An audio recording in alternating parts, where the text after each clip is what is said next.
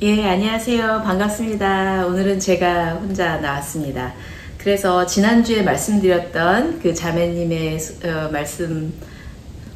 그 자매님의 부모님을 전도하게 되는 그 이야기를 계속 해드리고 싶은데요. 그래서 계속 자기가 무엇에 영향을 받고 어떤 말씀 그리고 어떤 말씀 묵상을 통해서 자기가 어떻게 변화되고 있나를 계속해서 그냥 알려드렸답니다. 그랬더니 그 부모님들이 마음이 점점 열리셔가지고 정말 중국에서 어떻게 이런 상태에서 우리가 예수님을 믿을 수 있겠냐? 절대 안 된다 라고 아버님께서는 굉장히 분명하게 얘기를 하셨대요. 절대로 나는 여기서 크리스찬이 될 수가 없다 라고 계속 얘기하시던 분이 글쎄 마음이 열리신 거예요. 그래가지고 한 번은 아버님은 출장 가시고 엄마는 집에 계시고 그래서 온라인으로 썬데이에 모여가지고 또 다시 예배를 드리고 같이 그것 말씀에 대해서 이렇게 나누는데 어머님이 하시는 말씀이 자기가 온라인 메시지를 들을 때마다 너무 마음이 참 이렇게 감동이 받는다는 거예요. 하나님이 너무 사랑하시고 내가 정말 죄인인데 이렇게 나를 사랑하시고 용서하시다니 참 너무 대단하다라고 생각하시고 근데 그분 아버님께서 인터넷도 잘 안 되는 그런 곳에서 비즈니스 여행을 가셨기 때문에 이게 오늘은 연락이 안 될 줄 알았는데 그래도 열심히 하셔가지고 연결이 돼가지고 같이 줌을 하게 된 거예요. 그래서 어머님들이 이런 얘기를 하시면서 나 오늘은 예수님 영접하고 싶다.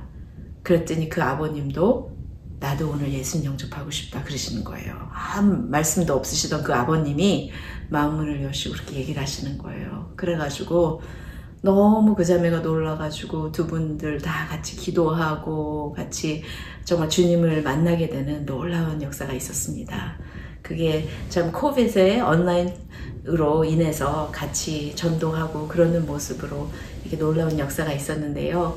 근데 이 스토리를 쭉 들어보면은요, 제가 가장 마음에 감동이 되는 부분은 이 자매가 참 미성숙하고 부모님 효도할 줄도 모르고 굉장히 이기적이고 그랬는데 부모님이 야, 너 너무하다. 너무 어쩜 이렇게 너밖에 모르고 이기적이냐라고 했을 때 막 화내고 부모님께 부모님은 뭐 잘하신 거 있냐고 막 그렇게 나올 수도 있는 상황에서 그냥 자기가 아주 인정을 하고 맞다고 제가 너무 잘못했다고 너무 죄송하다고 용서해달라고 그렇게 딱 잘못을 인정하는 그런 모습이 참 그 부모님의 마음이 열리기 시작하는 시작 단계였는데요. 저희도 참 그런 것 같습니다. 저희가 뭐 복음을 잘 전하고 너무 사랑이 많고 그런 사람이 어디 있겠습니까? 하지만 누군가가 저희 배우자나 부모님이나 자식분들이나 이거 잘못하셨다고 얘기를 들어왔을 때 맞다 내가 잘못했다라고 겸손히 인정하고 용서를 구하는 그런 거야말로 정말 하나님을 우리가 의지하고 우리가 하나님을 믿기 때문에 할 수 있는 게 아닌가 싶습니다. 저희 모두가 그렇게 잘못을 인정하고 겸손하게 우리 가족분들한테 그렇게 고백하는 그런 저희들이 되길 간절히 원합니다. 오늘 이제 찬송가 한 곡 부르고 그 다음에 히브리서 말씀 듣겠습니다.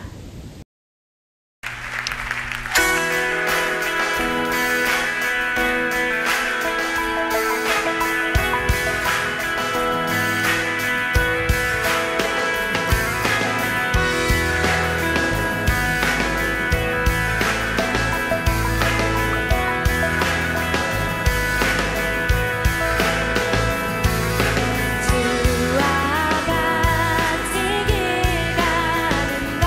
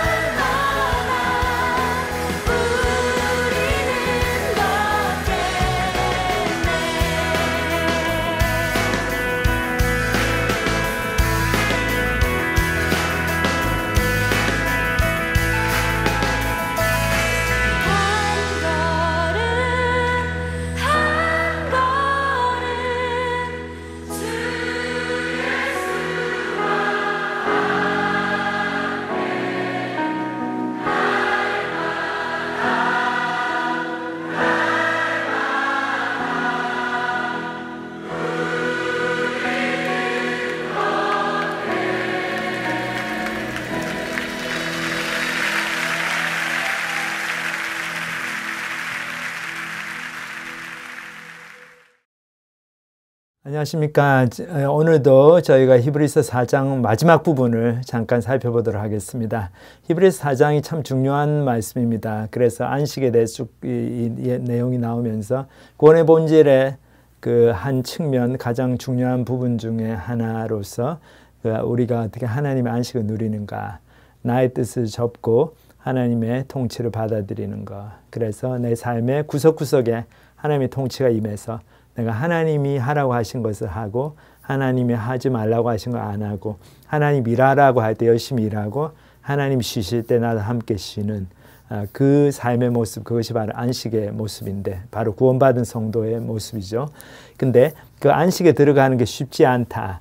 저희들이 지난주에 그 말씀 살펴봤습니다. 쉽지 않은 이유가 우리가 불평불만하고 불순종하기 때문에 뭐 안 좋은 일이 생겼을 때, 어려운 일이 생겼을 때 그냥 팍 하고 그냥 불평하고 그냥 마음에 내키는 대로 얘기해버리고 마음에 드는 생각대로 그냥 그거 따라서 생각해버리고 그 느낌을 따라가지고 저희가 하나님과 이렇게 싸우려고 그러고 그렇게 할 때 믿음이 자라질 않고 있는 믿음도 다 잊어버리고 까먹어버리고 그 다음에 하나님의 진노를 사게 되는 거죠. 그래서 오늘 이제 마지막 부분 몇 구절을 저희들이 볼 텐데 지난주에 살펴본 그 4장 히브리서 4장 10절부터 다시 한번 보겠습니다. 그러므로 우리가 저 안식에 들어가기를 힘쓸지니 이는 누구든지 저 순종하지 아니하는 본에 빠지지 않게 하려 함이라. 순종하지 아니하는 본이 너무나 많다는 거죠. 꼭 그 가나안 땅에 들어가지 못했던 그 출애굽 1세대 그 구약의 성도들뿐만 아니고 이스라엘 사람들뿐만 아니고 오늘날에도 교회를 다니고 예수님을 믿는다고 하지만은 내 뜻대로 살고 인생이 잘 안 풀리고 좀 이렇게 안 되고 그러면은 하나님을 탁 져버리고 내 수단과 방법대로 내 생각대로 그렇게 그냥 타협하면서 살아버리고 하나님을 원망하고 불평하고 불신앙의 말을 하고 너무나 쉽게 그런 말을 내뱉죠. 그리고 그런 생각을 따라가게 되고 그것이 바로 그 안식에 들어가지 못하는 불순종하는 그 사람들의 삶의 모습입니다. 근데 그런 본보기가 너무나 많기 때문에 우리가 마치 그렇게 사는 것이 뭐 정상적인 삶이 아닌가. 그리고 그렇게 살지 않고 막 하나님을 쫓아가 살면은 막 광신자 같고 너무 맹신하는 것 같고 그렇게 느껴지는 세대인 거죠. 근데 지금뿐만 아니고 옛날에도 그랬어요. 옛날에도 참 예수 믿는 게 어려웠고 왜냐하면 사람이 똑같거든요. 뭐 2000년 전 사람이나 지금이나 3000년 사람이나 지금이나 사람이 변하지 않았습니다. 우리는 죄인이고 하나님 앞에서 내 생각대로 살기 원하고 뭐 내 생각에 안 맞으면은 하나님께 대들고 원망하고 항의하고 싸우려고 들고 하나님의 말씀을 전해주는 종들하고도 다투려고 그러고 대들고 그런 것에 너무나 익숙해 있기 때문에 그런 삶이 마치 정상적인 것처럼 착각하기 쉽습니다. 근데 이 착각에서 어떻게 하면 벗어날 수 있고 어떻게 하면 저희들이 그렇게 불순종의 모습을 보면서 오히려 경고를 받고 나는 저렇게 살면 안 되겠다. 우리 조카는 저렇게 살고 우리 어머니 아버지는 저렇게 살고 우리 삼촌은 저렇게 살지만 뭐 우리 동생은 저렇게 살고 우리 형은 저렇게 살고 우리 친구들은 저렇게 살지만 나는 다르게 살아야 되겠다. 그런 마음이 들려면 그런 분명한 확신이 들려면 어떻습니까? 믿음이 있어야 되겠죠. 그것이 바로 믿음이 있는 사람의 증거입니다. 근데 그 믿음은 어디서 생깁니까? 하나님의 말씀에 생기죠. 저희들 로마서 10장 10절 저희 찾아보지는 않겠습니다만 뭐라고 그럽니까? 로마 10장 10절에 보면 사도 바울 선생님이 믿음은 들음에서 나고 들음은 그리스도의 말씀으로 말미암느니라 그랬습니다. 믿음은 그리스도의 말씀을 자꾸 들음으로써 성경 말씀을 들을 때 믿음이 생기는 거죠. 그러니까 결국 우리가 하나님의 말씀과 어떤 관계에 있는가? 그것이 바로 우리가 정말 안식에 들어갈 수 있는 그런 순종하는 삶을 살 것인가 아니면 불순종의 삶을 살아가지고 내 마음대로 살아가지고 뭐 백날 교회를 다니지만 결국 참 안식에 들어가지 못하는 구원받지 못하는 사람이 될 것인가. 그 영원한 운명을 결정해 줍니다. 나와 하나님 말씀과의 관계가.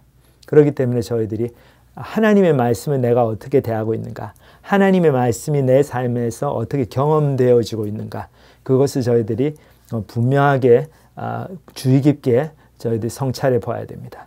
그래서 그 말씀이 여기서 주어지고 있죠. 히브리서에서 나오는 많은 말씀들을 참 우리 오고 오는 그 세대의 크리스찬들이 암송하고 또 암송하고 사랑하고 그랬는데 이 4장 12절 말씀도 그 암송 구절 중에 뭐 가장 유명한 구절 중에 하나죠. 저도 암송을 지금도 할 수 있을 것 같아요. 한국말로도. 하나님의 말씀은 살았고 운동력이 있어 좌우의 날선은 어떤 것보다도 예리하여 혼과 영과 및 관절과 골수를 찔러 쪼개기까지 하며 또 마음의 생각과 뜻을 감찰하나니.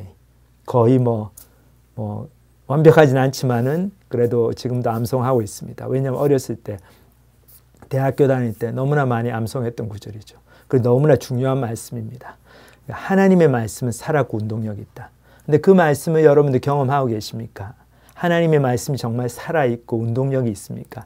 매일 하나님의 말씀을 볼 때, 아니면 교회가 설교를 들을 때 하나님 말씀이 그렇게 다가옵니까? 아니면 하나님 말씀이 그냥 지루한 설교, 그냥 가가지고 그냥 앉아있고 그냥 또 목사님이 좋은 말씀으로 그냥 듣고 30분, 40분, 50분 듣고 또 딱 나오면서 다 잊어버리고 그렇게 하나님의 말씀과 관계를 맺고 있지는 않습니까? 하나님의 말씀이 살아있고 운동력이 있다. 성경은 그렇게 말씀하고 있기 때문에 저희들이 그게 바로 경험이 되어지지 않으면은 저희들 뭔가 저희가 그 하나님의 말씀을 믿음으로 받지 않는다는 증거가 되겠죠. 자, 왜 하나님의 말씀이 살아있고 운동력이 있습니까? 이것은 하나님께서 주신 이 말씀, 성경 이게 책이지만 저희가 성경책 그러잖아요. 근데 이게 기록된 말씀이지만은 이 기록은 어디서 나왔습니까? 하나님의 입으로 나오는 모든 말씀이었습니다. 하나님이 선포하신 입으로 친히 하신 말씀이에요. 그리고 하나님은 지금도 이 기록된 말씀을 통해서 저희 한 사람 한 사람한테 개인적으로 말씀하고 계십니다. 지금 이 순간에도 이 방송을 들으시는 여러분들이 이 마음을 열고 믿음으로 들으시면 하나님의 음성을 들을 수가 있습니다. 제 말이 아니고 제 이 입을 통해서 하나님께서 말씀하시는 그것을 경험할 수가 있습니다. 바로 그것 때문에 저희들이 하나님의 말씀은 살아있고 운동력이 있다. 진짜 이게 살아 꿈틀꿈틀 움직이는 진짜 하나님이 내 귀에다 쏙 대고 말씀하시는 것 같다. 그것을 경험할 수 있는 거죠. 그리고 여기 히브리서 기자가 그렇게 표현을 여기서 하고 있습니다. 몇 주 전에 저희가 Outbound Retreat을 했는데 International Student Ministry Outbound Retreat. 참 귀한 형제 자매들의 간증을 들었습니다. 이 사람들 중국에서 와가지고 다 무신론자로 왔는데 여기 이제 대학원 공부하면서 저희 이제 교회 그 사역을 통해 가지고 예수님 영접하게 됐어요. 근데 예수님 영접했을 뿐만 아니라 이제는 정말 자기들이 본국으로 돌아가서 복음을 전하는 삶을 살아야 되겠다. 사실 중국에서 온 분들, 한국 분들도 마찬가지고 웬만한 분들 다 미국에 살고 싶어 하죠. 여기서 직장이 되고 뭐 H1B 비자가 되고 영주권을 받으면 계속 살고 싶어 합니다. 한국보다 뭐 중국보다 미국에 사는 게 더 좋다고 많은 분들이 생각하잖아요. 편안하고 안정이 되어 있고 경제적으로도 넉넉하게 살 수 있고 모든 것이 좀 합리적인 나라인 것처럼도 보이고 사실 그렇고 그런데 이분들은 이 형제 자매들은 예수님을 믿고 나서 그 생각이 완전히 바뀌었죠. 이제 참된 안식에 들어가니까 이 안식을 전해주고 싶은 마음이 굴뚝같습니다. 자기 가족도 자기 친구들 중국에 있는 친구들 생각해 보면은 너무 가서 복음 전해야 되겠다. 그 생각이 있으니까 자기들이 불편을 감수하고 여기서 살 수도 있는데 이 중에는 영주권을 이미 가진 사람들도 있고 근데 중국으로 돌아가서 거기서 직장 잡고 거기서 사역하겠다. 참 그런 마음으로 돌아가는 거죠. 근데 이 사람들이 간증을 하는데 그 중에 어떤 한 자매가 그래요. 자기가 어떻게 죄인됨을 깨닫게 됐나. 근데 뭐 성경 공부하고 막 그랬는데 어느 날 주일날 예배를 갔는데 아직 안 믿을 때예요. 불신자일 때인데 근데 관심이 있기 때문에 이제 교회를 나오기 시작했는데 목사님이 죄에 대해서 설교를 하시는데 야 우리가 이런 면에 얼마나 죄인인가 하고 그 죄의 본질이 어떻게 우리의 삶에서 나타나는가를 쭉 이제 설명을 해주시고 우리에게 도전을 주시는데 자기가 그때 정말 이 목사님이 자기한테 그러니까 이 큰 방에 여기 예배실이 이제 교회당에 자기하고 그 목사님하고 두 사람밖에 없는 것 같더래요. 이 목사님이 자기한테 개인적으로 야 징웨나 야 샬롯 너 이렇게 죄인이지 이거라 너 깨닫고 있느냐 그렇게 말씀하시는 것 같더래요. 그래서 너무 그 말씀이 강하게 다가와가지고 자기가 야 거기서 완전히 꼬꾸라지고 나가 이렇게 죽을 죄를 지은 정말 예수님이 십자가에서 돌아가시지 않으면은 나는 소망이 없는 구원의 가능성이 전혀 없는 그런 죄인이구나 그걸 깨닫게 되었습니다. 그래서 이제 곧 이제 얼마 지나지 않아서 예수님이 영접하게 된 거죠. 사실 예수님이 영접하는데 가장 어려운 장애, 그 넘어야 될 큰 산 중에 하나가 내가 죄인인 걸 깨닫는 거죠. 정말로 깨닫는 거죠. 정말 깨달으면 하나님의 사랑이 느껴지죠. 정말 깨달으면 예수님 십자가 이해가 되고 너무 감사하죠. 정말 깨달으면 내 인생을 내려놓고 내가 하고 싶어 하는 걸 내려놓고 그렇게 하는 게 그렇게 어렵지 않죠. 근데 그걸 못 깨달으니까 맨날 하나님이 나 인생 뒤쳐닥거리나 해주시는 그런 분으로 생각하게 되고 예수 믿는 게 너무 어렵게 느껴지죠. 왜냐하면 내 인생이 아직도 너무 중요하니까. 내가 이렇게 잘난 사람인데 하나님이 내 인생 축복하셔야지. 이런 생각으로 하나님 믿으려고 따라가려고 그러니까 너무 힘들죠. 하여튼 근데 그 친구가 이 자기가 어떻게 죄인인 걸 깨닫게 됐느냐, 그 목사님 말씀 통해서 그거를 이제 묘사를 하는데 진짜 이 말씀이 생각이 나더라고요. 히브리서 4장 12절 말씀. 하나님의 말씀은 살았고 운동력이 있어서. 근데 그 다음 뭐라고 나옵니까? 좌우의 날선 어떤 검보다도 예리하여 혼과 영과 및 관절과 골수를 찔러 쪼개기까지 하며 또 마음의 생각과 뜻을 감찰하느니. 근데 이 자매님이 그걸 완전히 경험을 한 거죠. 자기의 삶에서. 진짜 이 하나님의 말씀이 살았고 운동력이 있어가지고 마치 그 메디칼 그 수술할 때 쓰는 그 메스처럼 그 날이 팍 선 그 수술 집도용 칼, 얼마나 칼이 예리합니까? 너무너무 그 날이 예리하게 서 있죠. 그래서 조금만 타치하면 바로 그냥 정확하게 그 부분을 끊어낼 수 있습니다. 그래서 그 비유를 하는 거죠. 여기 보면 하나님의 말씀이 좌우에 날선, 이렇게 검이 보통 한쪽만 이렇게 날이 서 있는데 양쪽으로 다 날이 서 있으니까 얼마나 대단한 이 칼입니까? 그 무시무시한 칼처럼 그렇게 예리하게 우리의 혼과 영과 관절과 골수를 찔러 쪼갠다. 이 말씀 뭡니까?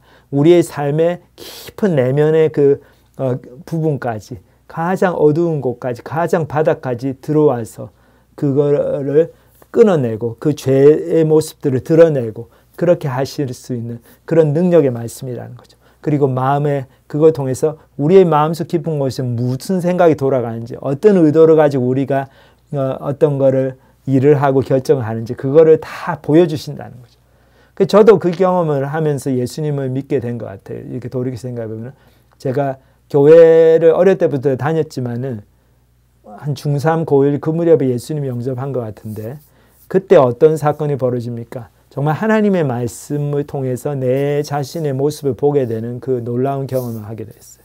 그때 우리 그 중고등 가르쳐 주셨던 우리 강명수 장로님, 지금 장로님이시고 중국 선교 사역 많이 하고 계신데 그 당시에 이제 집사님으로서 중고등부를 다 맡아서 담당하셨어요.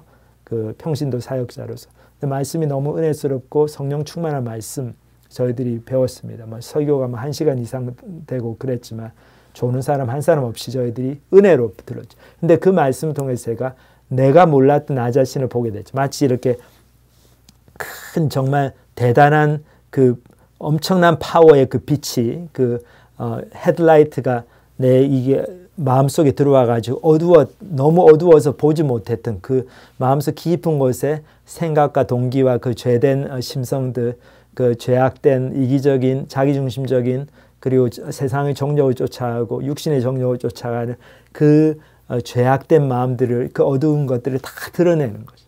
그러니까 그거를 통해 제가 죄인된 걸 깨닫는 거죠. 그러니까 나도 모르고 있었던 내 자신의 그 어두운 부분들, 깊은 그 마음속에 있는 죄악된 동기들을 하나님의 말씀이 조명해 주시고 하나님의 말씀이 다 찔러 쪼개가지고 드러내십니다.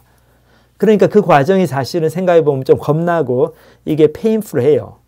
고통스러운 과정이지만 복된 축복의 과정이죠. 저희들이 그 고통을 잘 받고 정직하게 거기에 반응을 보이고 이렇게 천부여 의지 없어서 손들고 옵니다 하고 회개하고 나오면은 이제 이 사람은 어떻습니까? 정말 소망이 있는 거죠. 정말 하나님이 약속하신 참된 안식으로 들어갈 수가 있습니다. 왜 그렇습니까? 내가 이제 이만큼 죄인인 걸 깨달으니까 나의 예전에 내가 하고 싶었던 것들, 내가 지금 그 전까지 추구했던 모든 것을 내려놓는 것이 그렇게 힘들지가 않죠. 내가 좋아하고 추구했던 게 알고 보니까 이게 너무나 안 좋은 거네. 그걸 깨달으니까. 야, 이게 너무 몸에. 그러니까 마치 이제 어떤 사람이 뭣도 모르고 이게 몸에 좋은 거 줄 알고 뭐 산삼을 막 먹었는데 뭐 홍삼정 뭐 그런 걸 많이 먹었는데 이제 정말 진리를 깨닫게 됐어요. 진리가 뭐냐? 나는 혈압이 높은데 혈압 높은 사람한테는 인삼이 안 좋습니다. 그 진리를 깨닫게 되니까 어떻습니까? 내가 그동안 너무 잘못하고 있었구나. 이렇게 인삼을 먹고 있었던 게 말도 안 되게 내 건강을 해치는 거였네. 그걸 알게 되니까 어때요? 그 생각의 변화, 그 회개가 change of mind, 그죠? 메타노이아, 회개가 일어나니까 인삼 먹는 거를 중단하는 게 너무나 쉬운 거죠. 그리고 그걸 하고 싶은 그런 동기와 열망이 생기게 되는 거죠. 마찬가지로 저희도 내가 그동안 잘못 살아왔다는 것, 이렇게 열심히 살아왔는데 이 길을 갖고 있었는데 이 길이 잘못된 길이었다는 것, 그리고 내가 이 길로 가면은 지옥으로 간다는 것, 그리고 내가 이 길 이렇게 사는 것이 너무나 죄악된 인생이라는 것을 하나님 앞에서 깨닫게 되면은, 하나님의 말씀의 그 조명 아래에서 깨닫게 되면은 이제 그 길에서 돌이켜가지고 회개해서 하나님을 쫓아가는 삶을 사는 게 당연하게 느껴지죠. 그거를 내가 왜 조금 더 일찍 못했을까? 좀 더 젊었을 때 이 턴어라운드를 했어야 되는데 그게 정말 안타까운 거지. 지금 내가 이렇게 그거를 내려놓고 이전까지 내가 좋아하던 걸 내려놓고 하나님 쫓아가는 삶을 살고 있는 거는 너무나 당연하게 생각이 되고, 물론 옛날의 습관들이 금방 없어지는 거 아니고 좀 옛날에 내가 그렇게 좋아했던 것을 버리는 게 쉽지는 않지만 분명한 열망이 있죠. 그 변화의 열망. 나는 그렇게 변화되고 싶다. 나는 이거 내려놓기를 너무 원한다. 그래 하나님 쫓아가고 싶다. 하나님 뜻에 순종하고 하나님 기뻐하시는 삶을 살고 싶은 그 열망이 생깁니다. 그렇기 때문에 참된 안식에 들어가는 게 어렵지가 않죠. 좀 어려움이 있다고 해서 불평불만하고 그러지 않아요. 왜냐하면 인생의 어려움들이 이제 하나님이 영원하신 그 관점에서 볼 때 천국과 지옥, 그리고 그게 분명하고 이 땅에서 삶은 잘 먹고 잘 살든 못 먹고 못 살든 그냥 70년, 80년, 뭐 90년 그렇게 살고 가는 짧은 인생이고, 그럼 여기서 내가 할 일은 하나님 뜻에 순종하는 거다. 하나님이 열심히 하라고 할 때 사역하고, 하나님이 안식하라고 할 때 안식하고, 쉬시라고 할 때 쉬고, 그렇게 하나님 쫓아가서 하나님의 통치를 받아들이는, 내 뜻을 접고 하나님 통치를 받아들이는 그런 안식하는, 참된 안식을 누리는 삶을 이제 살게 되는 그것이 너무나 당연하게 여겨지고, 정말 그렇게 살면서 정말 하나님의 은혜를 이렇게 주변의 사람들한테 드러내는 그런 삶을 이제 살게 되는 거죠. 그렇기 때문에 우리가 하나님의 말씀을 경험하는, 하나님의 말씀의 빛 아래서 내 인생을 보게 되는, 내 삶의 그 깊은 곳을, 내 마음의 깊은 곳을 들여다보게 되는 그 경험이 얼마나 중요한가. 그것이 바로 본질적으로 구원의 경험으로 연결이 되는 거고, 그걸 통해 저희들이 하나님의 말씀에 대한 사랑이 생기죠. 하나님에 대한 사랑은 하나님의 말씀에 대한 사랑으로 표현이 됩니다. 그래서 어떤 사람이 얼마나 믿음이 있는가, 얼마나 하나님을 소중하게 생각하고 사는가 보려면 이분들이 하나님의 말씀을 어떻게 대하는가, 그걸 보면 알 수 있어요. 복음의 내용을 어떻게 대하는가. 그래서 참 어떤 분들 보면은 밥은 못 먹고 뭐 다른 거는 못 해도 하나님 말씀을 보려고 애쓰고, 다른 거에는 돈을 안 쓰고 해도 좋은 성경부 교재 사고 뭐 주석 사고 하나님 말씀에 도움이 되는, 공부하는 도움이 되는 거 그런 교재들 구입하는 데는 돈을 아낌없이 쓰시고, 참 그런 분들을 보면은 너무 은혜가 됩니다. 그래서 이제 그 다음 이제 구절을 계속 보면은 지으신 것이 하나라도 그 앞에 나타나지 않음이 없고 오직 만물이 우리를 상관하시는 자의 눈앞에 벌거벗은 것 같이 드러나느니라. 자, 여기 보면은 이제 하나님의 말씀 통해서 우리의 모든 그 감추어진 것들, 마음속 깊은 곳에 저희들이 꼭꼭 눌러 숨기고 있었던 것이 다 드러난다는 거죠. 그래서 하나님이 다 지으시기 때문에 하나님은 다 아시고, 그렇기 때문에 다 나타납니다.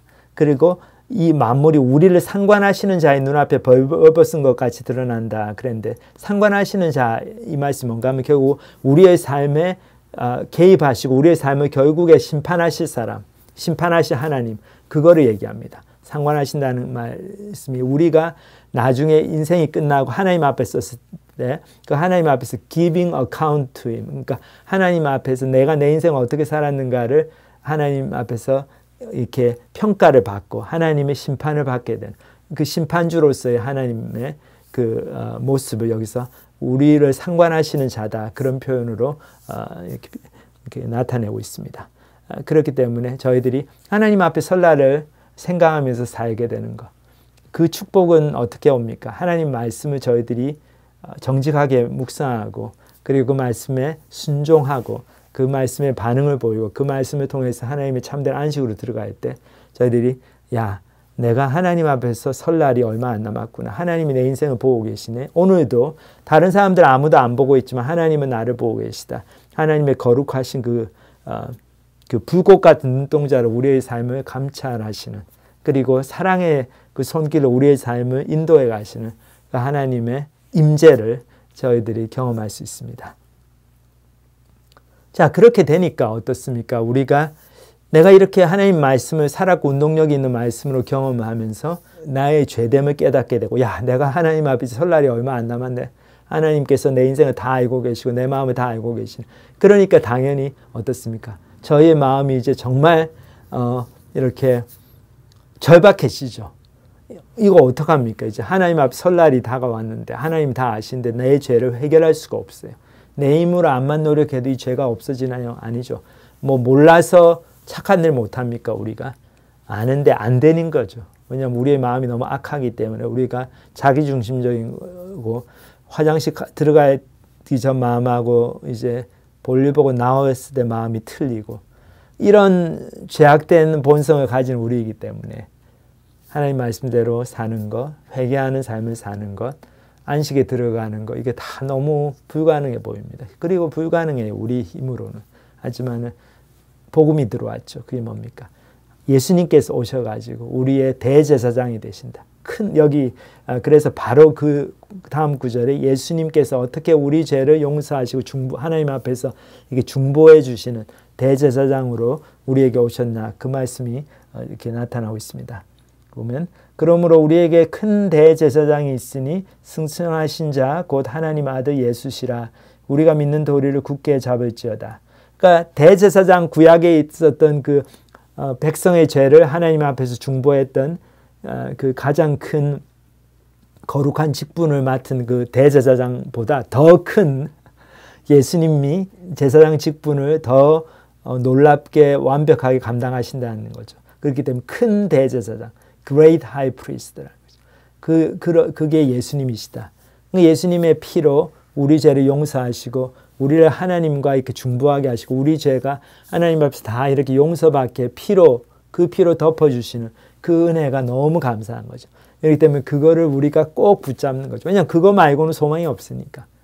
야, 내 죄가 이렇게 태산 같은데 하나님은 다 아시는데 나는 어떻게 할 수가 없고 매일같이 죄 짓는데 이거 어떡하나. 하나님 앞에 설날 다가오는데. 근데 예수님이 큰 대제사장으로 오셔가지고 십자가에서 우리 죄를 위해서 피 흘려 죽으시고 승천하시고 부활하셔서 승천하셔서 하나님의 우편에 앉아 계시고 하나님과 우리 사이를 이렇게 지금도 중보하고 계시고 그분의 피로. 그렇기 때문에 야, 예수님 한 분 밖에는 그분 외에는 구원이 없구나. 그분을 통해서만이 내 죄가 용서함을 받고 세상의 모든 훌륭한 성인 군자들이 있었지만 위대한 정치가들 놀라운 그 명석한 과학자들이 있었지만 이 사람들이 나의 그 단절된 하나님과의 관계를 회복시켜 줄 수는 없구나. 그거를 깨달을 때 저희가 예수님께 매달리게 되는 거죠. 우리가 믿는 도리, 참 예수님을 통해서 내가 참된 구원, 그 참된 하나님 주시는 안식에 들어갈 수 있다. 그거를 꽉 붙잡는 거죠. 굳게 잡을지니. 그러니까 아무리 어려운 일이 있고 불평불만하고 싶은 마음이 굴뚝 깎으래도 불평하지 않고 믿음을 계속 발휘하고 하나님께서 책임져 주신다. 이 땅의 삶이 어렵고 지금은 고난을 받고 그러지만 이제 이 짧은 인생이 끝나면 이제 천국이 있고 하나님의 심판대 앞에 섰을 때 나는 예수님의 피로 내 죄가 다 용서함을 받고 하나님의 그 놀라운 그 영원한 안식에 들어간다. 그 도리를 그거를 굳게 붙잡으라는 거죠. 그래서 여기 이제 마지막 두 구절을 보면 참 귀한 약속의 말씀이 나옵니다. 우리에게 있는 대제사장은 예수님이시죠. 우리 연약함을 체휼하지 아니하는 자가 아니요. 여기 체휼이란 말이 나오는데 이 말은 우리의 연약함을 다 이렇게 동정하신다, empathize, sympathize 하신다는 거죠. 우리의 연약함을 이해해 주신다는 거예요. 왜냐하면 본인이 직접 그런 걸 겪으셨기 때문에 인간의 몸을 입고 오셔가지고 우리의 연약함을 이렇게 직접 경험하지 아니하는 자가 아니요. 모든 일에 우리와 한결같이 시험을 받은 자로되 죄는 없으시니라. 그러니까 뭐 군대 가가지고 고생한 분들 이제 와가지고 군대 얘기하면 군대 안 간 사람들은 그 체율이 안 되는 거죠. 경험을 못 해봤으니까 그냥 그런가 보다 하고 듣지만 비슷하게 군대 갔다 온 분들은 다 이렇게 통하잖아요. 아무리 뭐 쉽게 갔다 왔다 어렵게 갔다 왔다 군대는 다 군대니까 그 마음이 통합니다. 서로 경험이 비슷하니까. 마찬가지로 예수님께서 하나님의 아들이셨지만 인간의 몸을 입고 오셔가지고 우리가 겪는 모든 고통들을 그 말구유간에 나시면서 그 탄생 때부터 고생하셨죠. 흙수저로 나서 흙수저 인생을 사셨잖아요. 그리고 십자가에서 죽으셨고, 그러니까 인간으로 당할 수 있는 모든 고난은 다 겪으시면서 그 인생을 마감하셨습니다.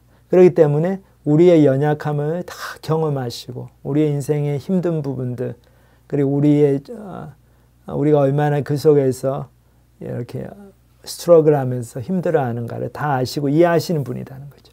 그래서 우리 한결같이 시험을 받으셨는데 그 시험을 다 이기신 거죠. 그렇게 죄가 없으시다. 그렇기 때문에 우리가 그분께 나아가서 모든 우리의 그 죄를 다 고백할 수 있고 우리의 어려움을 솔직하게 다 내놓을 수 있고 그럼 예수님께서 그걸 다 들으시고 아 그래 너희가 고생이 많지 내가 도와주겠다. 그러니까 나만 믿으라. 그렇게 저희에게 약속의 말씀을 주시는 분이라는 거죠. 그래서 그 큰 대제사장이 계시기 때문에 우리는 이제 어떻습니까? 이제 마지막 구절에 보면 그러므로 우리가 긍휼하심을 받고 때를 따라 돕는 은혜를 얻기 위하여 은혜의 보좌 앞에 담대히 나아갈 것이니라.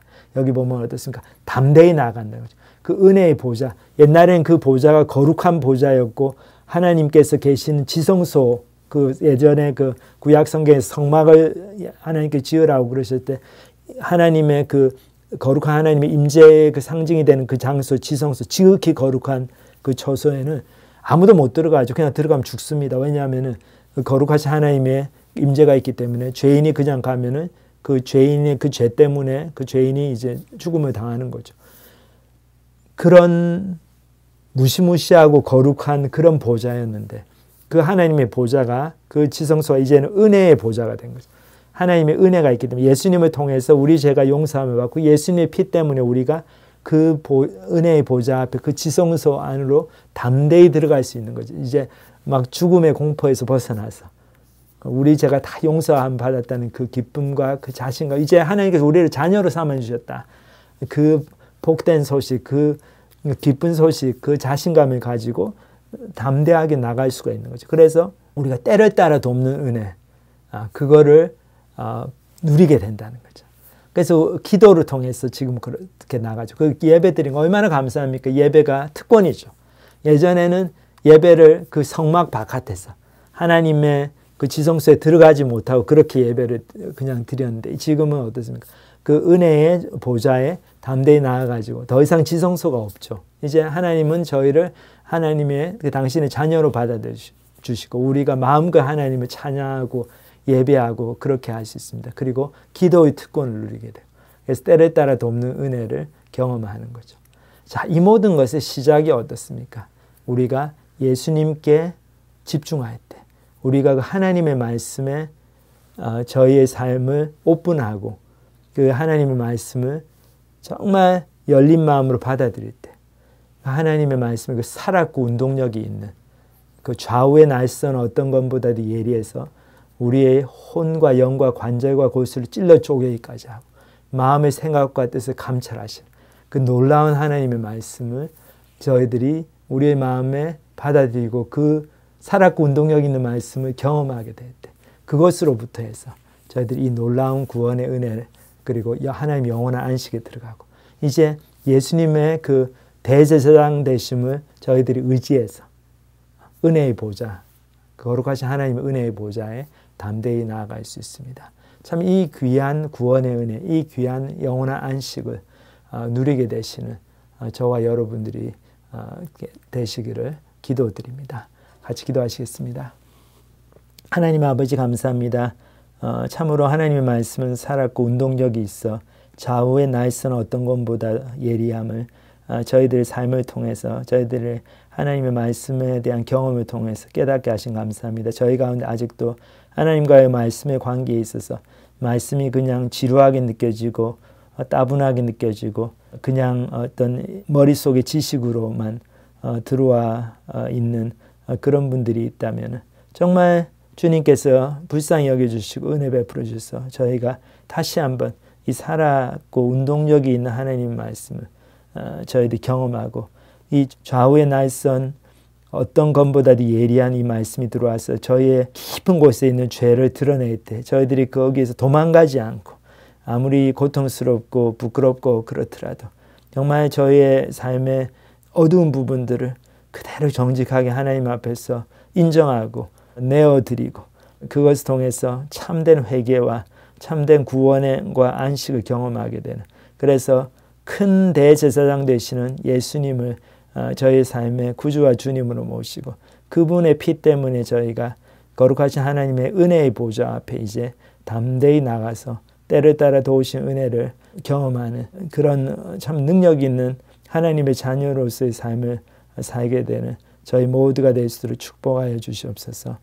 그것을 통해서 저희들이 이제 참된 안식을, 이 참된 구원의 기쁨을, 그리고 참된 그 하나님의 말씀을 공부하는 즐거움을 다른 주위의 분들에게 나누고 복음을 전하는 열매 맺는 그런 삶을 살 수 있도록 축복하여 주시옵소서. 감사를 드립니다. 예수님의 이름으로 기도합니다. 아멘.